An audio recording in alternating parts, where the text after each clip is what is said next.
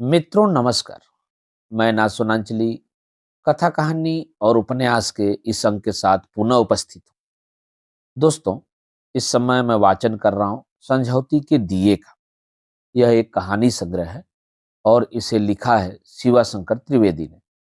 दोस्तों, आज लीजिए सुनिए संझौती के दिए से एक और कहानी, झपसी राउत का वाचन मेरे अर्थात नाथ सोनांचली के स्वर में। मुंह अधेरे ही अपने मुकदमे के कागजों का पुलिंदा लेकर राउत आप पहुंचे थे। कनेर के नीचे बैठकर मैं उनके कागजों से जूझ रहा था। मैं चारपाई पर बैठा था और राउत जमीन पर। समय समय पर कागजों को रंग के आधार पर ही बरकाकर मेरी मदद कर रहे थे। पिछले दिनों कचहरी में आते जाते रहने से उन्हें बयाननामा, हलफनामा आदि शब्दों की जानकारी हो गई थी और उनका खुला प्रयोग करने लगे थे। उनका विश्वास था कि उनकी विजय उन्हीं कागजों में कहीं खो गई है और मैं पढ़ा लिखा आदमी होने के कारण उसे ढूंढ निकालूंगा। बात यह थी कि उनके गांव के ठाकुर ने राउत के एकमात्र आधे बीघे खेत पर अधिकार कर लिया था और कागजी लड़ाई में राउत चित हो गए थे। अब ठाकुर ने हर्जा खर्चा का दावा किया था और पास में पैसे तो थे नहीं, अतः राउत के घर द्वार नीलाम हो जाने की ही आशंका थी। मैंने भी अनुभव करते करते मान ही लिया है कि कानून धूर्तों के हाथ में और भोले लोगों की पीठ पर कूड़े का काम करता है। ठाकुर मुकदमे का कीड़ा और इलाके का रईस था। कोई अपढ़ गवार पत्र लिखाने गया तो सादे कागज पर उसका अंगूठे का निशान लेकर भोले भाले लोगों को उलझा फंसा कर उसने अपनी पढ़ाई लिखाई अर्थात सरस्वती का कमाल दिखाया और इस प्रकार उस गरीब इलाके में लक्ष्मी के लिए एक अच्छा निवास बना लिया था। धन आए जैसे भी, आखिर है तो लक्ष्मी ही। कागजों को खूब उल्टा पुल्टा, हर शब्द को तान कर जांचा, हर वाक्य को नवा झुका कर देखा, लेकिन दावेदारी के लिए कोई भी स्थान नहीं निकला।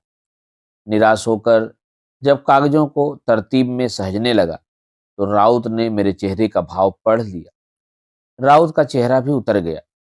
वे कुछ पूछने कहने के लिए भीतर से तैयार हो रहे थे कि दरवाजे पर खड़ी मेरी बिटिया ने आवाज लगाई, राउत, मुन्ना तुम्हें मौसा कहता है। और राउत तमक कर खड़े हो गए। नथुने फूले, भौवें तनी, आंखों के डोरे लाल हो गए, ललाट की सलवटें उभर आई। अंदाजा लगाने लगे कि आवाज किधर से आई। कभी कनेर की आड़ में झांकते, कभी मेरी चारपाई के नीचे, कभी बरामदे के कोने में। ऐसा मालूम होता कि मौसा कहने वाले अपराधी को पाते ही मौत के हवाले करेंगे, खड़े निकल जाएंगे। बीच में 2 बार गर्जना भी की, कौन कहता है मुझे मौसा। मुन्ना तो बिटिया की बगल में दुबका था। राउत का यह रौद्र रूप देखकर कच्छी संभालते आंगन की ओर भागा। सरोज हंसते हंसते लोट पोट हो रही थी। उसने फिर आवाज दी, राउत, मुन्ना तुम्हें मौसा कहता है। राउत का रूप कुछ अधिक शैतानी हुआ और वे अधिक तीव्रता से इधर उधर चक्कर लगाने लगे, झांकने ढूंढने लगे, कौन कहता है मुझे मौसा। यह पैतरेबाजी अभी देर तक चलती, किंतु मुन्ने की रिपोर्ट पाकर उसकी माँ दरवाजे पर आई। बड़ी साध है मौसा बनने की, तो जाकर किसी धगड़ीन से शादी कर लो ना। कांच में चेहरा नहीं देखा, चले हैं मौसा बनने। राउत सिटपिटाकर फिर चारपाई की बगल में आ दुबके। चेहरे पर वही सौम्यता, एक मंद मुस्कान। माँ का सहारा पाकर मुन्ने ने 3-4 सांस में गूंज कर वाक्य पूरा किया, लाउत, दीदी तुम्हें मौसा कहती है। राउत ने बैठे बैठे ही त्योरी चढ़ाकर इधर उधर देखते हुए गर्जना की, कौन कहता है मुझे मौसा। तभी मुन्ने की माँ का स्वर सुनाई पड़ा, बिटिया, राउत के लिए जलपान ले जा तो। मैंने देखा मुन्ना दरवाजे पर फूल के कटोरे में कुछ लिए हुए खड़ा था, किंतु डर के मारे उसकी हिम्मत नहीं पड़ रही थी कि देहरी लांघ दे। सरोज ने कटोरा उससे लिया और राउत के पास चिवड़ा दूध का जलपान रखकर पानी लाने के लिए आंगन में दौड़ गई। पानी का लोटा रखकर भागते समय वह फिर कहती गई, राउत, मुन्ना तुम्हें मौसा कहता है। राउत की पैतरेबाजी फिर शुरू हुई। मेरे कहने पर उन्होंने आकर जलखावा आरंभ किया। बच्चे बीच बीच में चिल्लाते रहे। राउत का तेवर बदलना भी चलता रहा। मैं तन्मय होकर यह अभिनय देखता रहा। बच्चों के तुतले नारे और राउत का परशुराम अवतार। बच्चों को डांट दूं तो राउत जी का जी दुखे, उन्हें प्रोत्साहित करूं तो सर पर लदी समझदारी की गठरी लुढ़क जाए। राउत हाथ मुंह धोकर उठे, तब मकान को बच्चों के चेहरों ने घेर लिया। चारों ओर से एक ही नारा, एक ही उलाहना, जिधर देखो उधर ही बच्चों के जूथ। अब राउत बातें कर चुके, यही सोचकर तो वे मुंह अधेरे ही आ गए थे। उन्होंने अपना बस्ता संभाला और पैतरे बदलते वहां से रवाना हो गए। बच्चों के नारे चलते रहे और आंखों में राउत की विकट मूर्ति नाचती रही।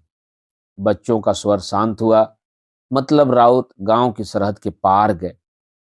राउत से मेरा पहला परिचय भी एक नहीं भूलने योग्य प्रसंग है। मैं तब छठी कक्षा में पढ़ता था।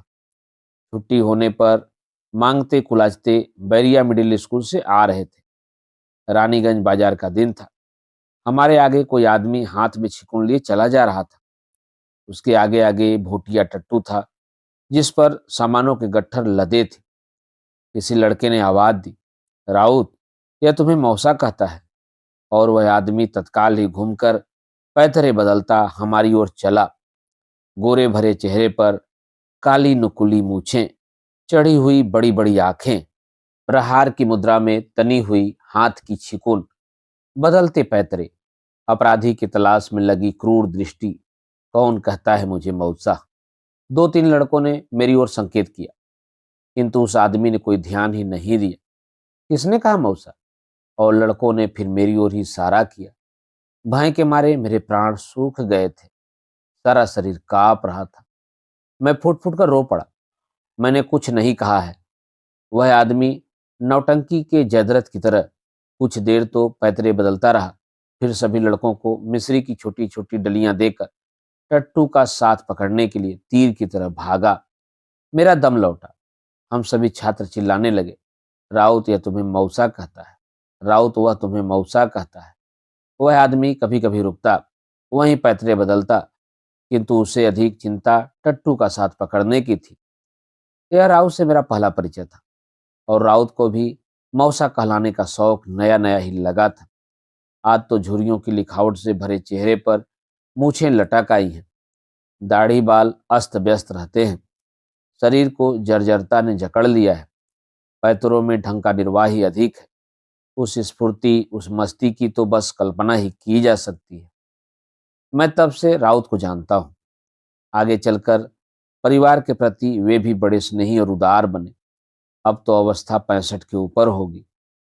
राउत की कोई संतान नहीं है। जीवन यात्रा पूरी करने के लिए पति पत्नी की असीम स्नेह ही पर्याप्त है। उनका गांव मेरे गांव से 1 मील दूर है। राउत लड़कों के मौसा हैं, किंतु उनकी पत्नी मौसी नहीं, चाची हैं। टूटे फूटे मकान के 2 ही कमरे शेष हैं।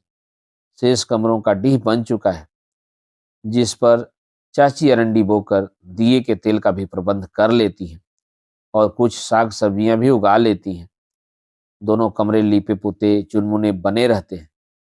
एक कमरा सोने बैठने के काम आता है, वो सामान भी पड़े रहते हैं। दूसरे में एक नन्ही सी दुकान है और वहीं रसोई घर भी है।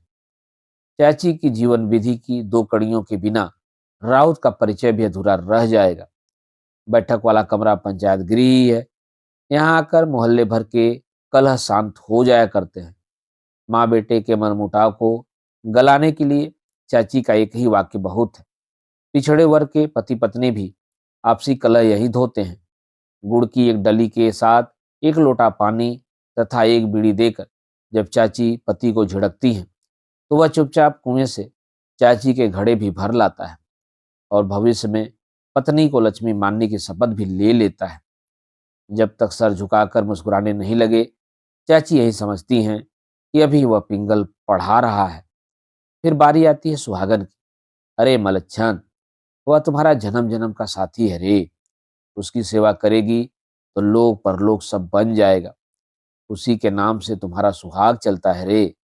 तो उसकी नहीं सहेगी तो फिर किसकी सहेगी? और भी जानने क्या क्या।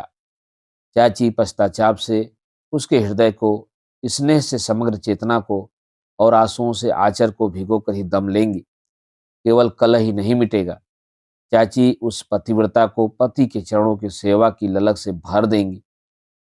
प्रेम की स्थापना के समय चाची की वाणी कोमल, करुण, आत्मी और हृदय को छूने वाली होगी।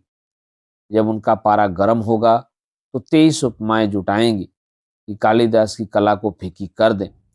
आदमी के चेहरे के लिए टूटे हुए जूते जैसा, धोबन की हाड़ी जैसा, सुथनी जैसा, बहुरा के बाग जैसा आदि उपमाएं जब झड़ने लगेंगी तो सुनने वालों के होश उड़ जाएंगे। राउत भी चाची से सहमते हैं। चाची के कड़े स्वभाव के कारण ही बच्चे राउत के मकान पर जाकर उन्हें मौसा कहने की हिम्मत नहीं करते। राउत को जब फटकारेंगी तो अंदाजा लगाना कठिन होगा कि रोष अधिक है अथवा दुलार। जा रे राम, तुम औरत होते तो अच्छा रहता, गांव में और भी तो मर्द हैं। राउत यदि एक बार खांस दें तो उन्हें चरपाई ही पकड़नी पड़ती है, फिर बाहर नहीं जा सकते। स्वयं बुखार से कांपती नाड़ियों को लिए हुए भी चाची काम में जुटी रहेंगी, और राउत को थोड़ा आलस भी हो तो लौंग और काली मिर्च पीसकर पीनी पड़ेगी। किंतु राउत इतनी हिफाजत की आवश्यकता नहीं समझते। दबे पांव निकलेंगे और 2-3 गांवों का चक्कर लगाकर चारपाई में दुबक जाएंगे। अब चाची का पूरा पहरा रहेगा, और जब तक राउत उनकी राय में ठीक नहीं हो जाएंगे, बाहर कतई नहीं जा सकते।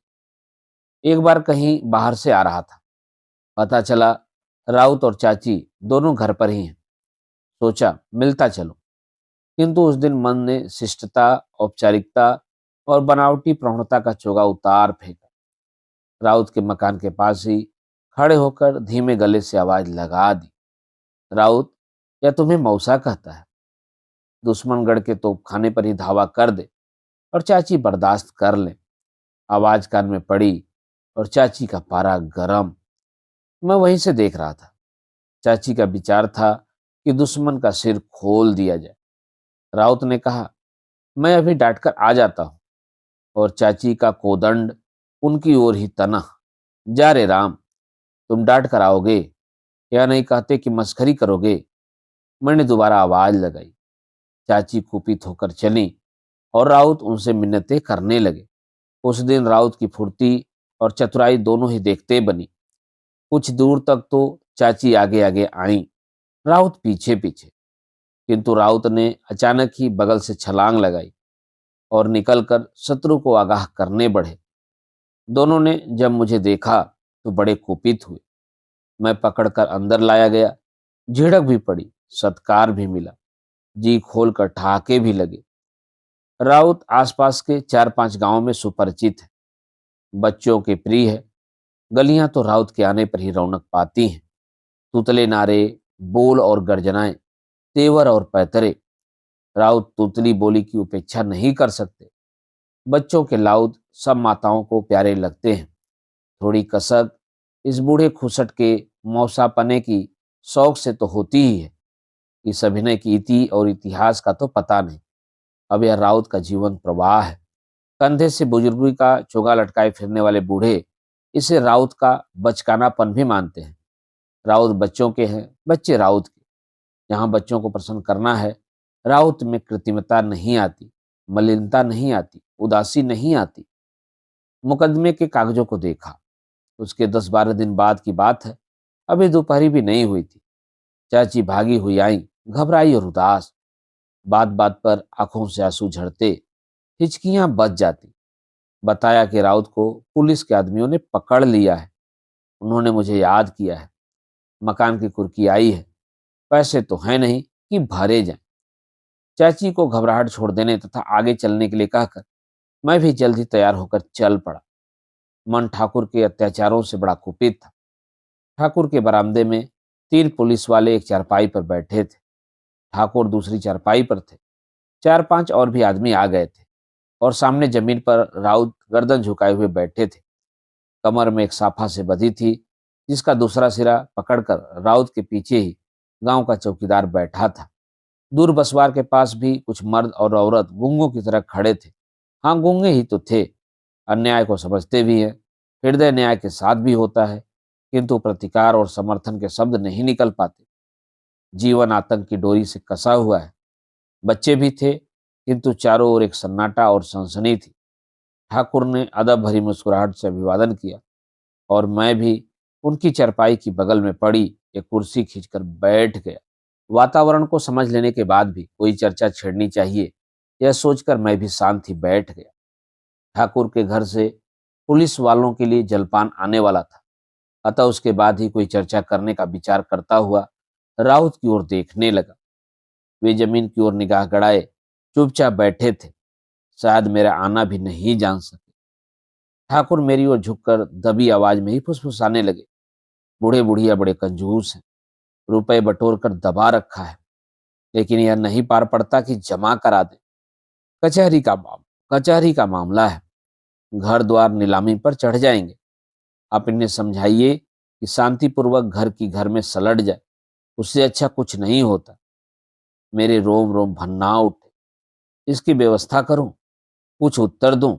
उसी समय धमधम की आवाज हुई और उसी समय देखा पुलिस के आदमी राउत को ताबड़तोड़ थप्पड़ मुक्के लगा रहे हैं। वह बूढ़ा धरती पर गिरा हुआ है। दौड़कर मैंने पुलिस के आदमियों को डांटते हुए धक्का देकर अलग किया। राउत संभल कर फिर उसी मुद्रा में बैठ गए, मौन, धरती की ओर दृष्टि गाड़ी। उनके सर में चोट आ गई थी। रक्त की एक धारा ललाट से बहती आकर धरती पर टपकने लगी थी। बसवार की ओर खड़ी गूंगी मूर्तियां अब चंचल हो उठी थी। दो चार तो उत्तेजित होकर ठाकुर को और पुलिस वालों को भला बुरा भी कहने लगे थे। मैंने पुनः अपने आवेश को रोका। आवेश जो न्याय के लिए, मानवता के लिए हमें खड़ा करता है, और फिर हम कानून के शिकंजे में कसकर तोड़ दिए जाते हैं। शिष्टता और संयम के दांतों से चबाकर मैं उस आवेश को पी जाने का प्रयत्न करने लगा और आकर फिर चुपचाप अपनी कुर्सी पर बैठ गया। आखिर यह सब कैसे हो गया? ठाकुर के छोटे बच्चे पुलिस वालों के लिए जलपान लेकर आए थे। तस्तरियां रखकर लौटते समय उन्होंने राउत के पीछे से आवाज लगा दी थी, राउत ये तुम्हें मौसा कहता है। और राउत झटके से उन्हें अभिनय द्वारा संतुष्ट करने के लिए खड़े हुए थे। पुलिस के आदमियों ने समझा अपराधी भाग रहा है और यह सारी घटना घटी। पूरी बात जान जाने पर मेरी पलकें छलक आई। आवेश ने जबान को जकड़ लिया, किंतु आखिर ठाकुर भी आदमी ही था। इंसानियत के सूत्र तो उसमें भी थे। मैंने देखा ठाकुर की आंखें भी गीली हैं। ठाकुर ने कलम उठाई, एक कागज पर कुछ लिखते रहे, फिर कागज मेरी ओर बढ़ा दिया। चौकीदार को साफा खोल देने के लिए इशारा किया। कागज में उन्होंने लिख दिया, हर्जा खर्चा वसूल पाया। मैंने कागज पढ़कर सुनाया। राउत सर झुकाए तटस्थ भाव से सुनते रहे। मैंने राउत से कहा, अब आप जाइए राउत। राउत ने सर झुकाए हुए कहा, मैं इसे नहीं मानता। मैंने ठाकुर से धीरे से कहा, राउत को मैं ले जा रहा हूं, धीरे धीरे सब बातें कर ली जाएंगी। किंतु राउत जाने को तैयार नहीं हुए। ठाकुर ने समझा राउत के मन में खेत का मलाल है। उन्होंने स्वयं उठकर राउत को बाहों में पकड़कर खड़ा किया। मैं खेत से इस्तीफा दे दूंगा राउत, तुम किसी बात की चिंता मत करो, इतने आदमियों के सामने कह रहा हूं। किंतु राउत का हठ यह नहीं था। नहीं ठाकुर, मैं बच्चों के प्रेम का कोई पुरस्कार नहीं लेता। खेत आपका हो गया है, हर्जा खर्चा आप वसूल कर ले। राउत नहीं ही माने। मैं उन्हें लिवाकर उनके घर चला आया। गांव के लोगों ने अनेक प्रकार से समझाने बुझाने की कोशिश की, किंतु राउत ने बात किसी की नहीं सुनी। उन्होंने बच्चों को प्यार किया था, इसलिए नहीं कि उस स्नेह के मूल्य पर वे अपने खेत मकान बचाएंगे अथवा अन्य कोई पुरस्कार लेंगे। खेत तो ठाकुर का हो ही गया है, हर्जे खर्चे के लिए वे मकान भी खाली करेंगे। इस विषय में अधिक बातें करना भी उन्हें अच्छा नहीं लगता। दुनिया में और भी बातें हैं। अब बच्चों की भीड़ राउत के दरवाजे पर आ गई थी। बच्चों की इस भीड़ के प्रति चाची को भी आज रोष नहीं था और उनके गुमसुम चेहरे को राउत कभी कभी बड़ी करुण आंखों से देख लेते थे। किंतु बच्चे बिल्कुल सन्न, पूर्णतः मौन। राउत ने कुछ देर प्रतीक्षा की। अब उन्हें यह सन्नाटा नोचने लगा। अचानक उठकर खड़े हुए, अपनी वही पुरानी मुद्रा बनाई, गरजे, कौन कहता है मुझे मौसा? एक बार तो बच्चे सहमे ही रहे, किंतु राउत ने अभिनय करते हुए ही जब दोबारा हाक लगाई, किसने कहा मौसा, तो फिर बच्चों ने कहना शुरू कर दिया, राउत यह तुम्हें मौसा कहता है। राउत, वह तुम्हें मौसा कहता है। मैं राउत को मग्न भाव से अभिनय करते देख रहा था। तनी भवें, चढ़ी आंखें, ललाट पर सूखे रक्त की रेखा, सर के सफेद बादलों के बीच रक्त की लाली। राउत के पैतरे चल रहे हैं, बच्चे नारे लगा रहे हैं। जितने लोग उपस्थित हैं, सबकी आंखों में नमी है। चाची राउत की चोट पर चढ़ाने के लिए हल्दी पीस रही हैं। उनकी करुणा भी फपक रही है, गाल आंसुओं में नहा रहे हैं। सचमुच वातावरण बदल गया। सचमुच संसार में जीने के लिए बहुत सामग्री है। एक ही बात को लेकर क्या घोटते रहना है। मैं कुछ देर बाद घर आ गया। 3-4 दिन बाद पता लगा कि राउत अस्वस्थ हैं, चारपाई में पड़े रहते हैं, बाहर नहीं निकलते। मैंने सोचा उनके मन में शायद कुछ झेप आ गई है और कोई बात नहीं है। 2-4 दिन में मन बदल जाएगा, फिर वे बाहर आ जाएंगे। 2-1 दिन और बीते तो पता चला कि ठाकुर ने खेत से इस्तीफा दे दिया है और सारे कागज राउत के नाम कर दिया है। लोगों में इस बात की बड़ी चर्चा थी। वे ठाकुर की इंसानियत की प्रशंसा भी कर रहे थे। कुछ लोग पिछले इतिहास के लिए ठाकुर को तथा उनके पूर्वजों को कोस भी रहे थे। कुछ लोग ठाकुर को सुधार कर भिखमंगा बना देने के लिए भी तैयार थे। मुझे अपने कार्यों से फुर्सत नहीं मिली कि राउत की ओर जाऊं। एक दिन सवेरे ही नदी के किनारे से घूमकर आया तो चाची दरवाजे पर बैठी थी, मैली सी धोती पहने। 10 दिनों में ही शरीर सूख कर काटा, जागते जागते और रोते रोते अधबुझी सी आंखें। प्रणाम करके मैंने जब सशंकित भाव से ही समाचार पूछा, उनकी हिचकियां बंध गईं। बुढ़ऊ अब तब हो रहे हैं, तुमसे मिलना चाहते हैं। मैंने उन्हें विदा किया और तत्काल ही जाने के लिए तैयार हो गया। जाते समय बिटिया की माँ ने भावपूर्वक कहा, लेते जाओ बच्चों को भी, राउत आशीष देंगे। मैं शाम को मिल आऊंगी। मुझे एक बार तो कुछ अटपटा लगा, किंतु फिर सरोज और मुन्ने को साथ लेकर राउत के घर पहुंचा। राउत चारपाई पर पड़े थे। शरीर के नाम पर एक ठठरी मात, धसी आंखें, बिखरे केस, बड़ी दाढ़ी, इतने कमजोर कि करवट बदलने में भी असमर्थ।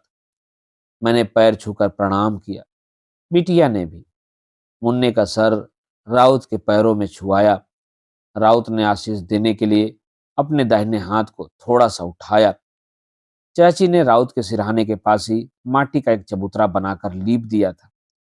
उस पर बालकृष्ण की मूर्ति रखी थी और पास में घी का दीपक जल रहा था। राउत बालकृष्ण के भक्त थे। हम राउत की चरपाई की बगल में ही बड़ी देर तक बैठे रहे। राउत की आंखें बहुधा बंद ही रहती, कभी कभी पलक उठाते तो बड़ी करुण दृष्टि से मुन्ने और सरोज की ओर देखते।